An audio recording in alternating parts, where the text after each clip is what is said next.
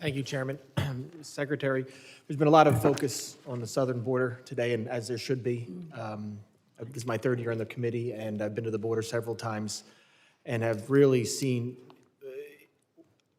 the travesty that's happening down there, and there really needs to be a focus on fixing it. And I hope we can somehow work together to get that way. But Homeland, the department oversees several other agencies, and I have some questions regarding CISA, the cybersecurity, because that's another border that we have to make sure is protected, and CISA is required to do that. So the fiscal year 2024 CISA budget requests relatively few additional full-time employees despite a persistent workforce shortage.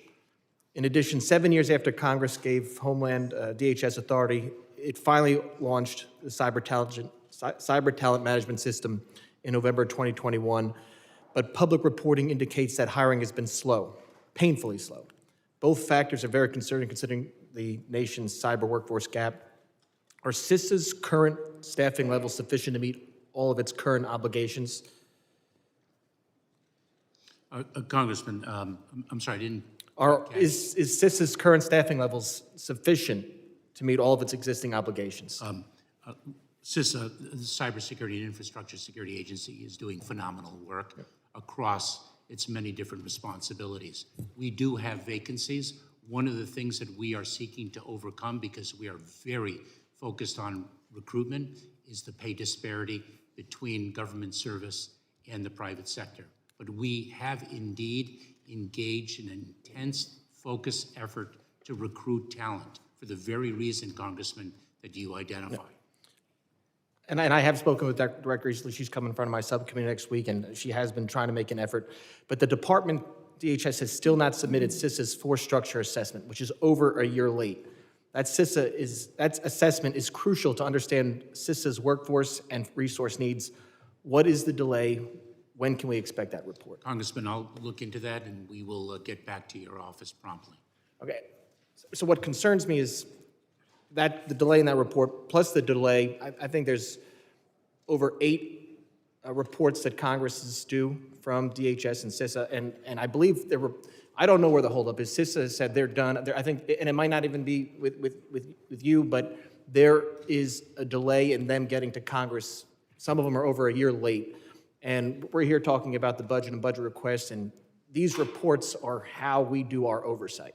That's, we pass these, and we want to see what the information. We want to make sure the money's being spent properly. We want to make sure that plans are going, but we can't do that if these reports come to us late, and to have these budget requests keep coming for more money, for other money to go to other projects. We can't just keep sending money without getting these reports. So I don't know where the holdup is. There's at least 8 by my cord that are late just from CISA and DHS. So if you could have your team figure out when we will see these reports, that would be great, because there are a lot of good reports that were passed on a bipartisan level that we really need to see what's going on. Congressman, let me assure you that we work mightily to be responsive to Congress and to be responsive to Congress in a prompt manner. One, I think the only recommendation of the 9/11 Commission that has not been adopted is a restructuring of the oversight of the Department of Homeland Security. I believe that there are more than 90 committees with jurisdiction over the department, so you can well imagine the number of reports that we are obligated to prepare. We understand the importance of those reports, which is why we work so diligently to prepare them for Congress. And I am sorry for the delay in some. We're doing the best that we can. I understand that. Just with cybersecurity, it's another border that we have to protect, and we have to make sure that we have, not only you're acting with your proper authorities, but we have the proper oversight and putting money where it needs to be. I want to go back to the employment situation, because of how slow, and I want to emphasize this, there's a request for some more money, but last year we actually rescinded over $50 million because of how slow hiring has been at CISA. I think it was $53 million.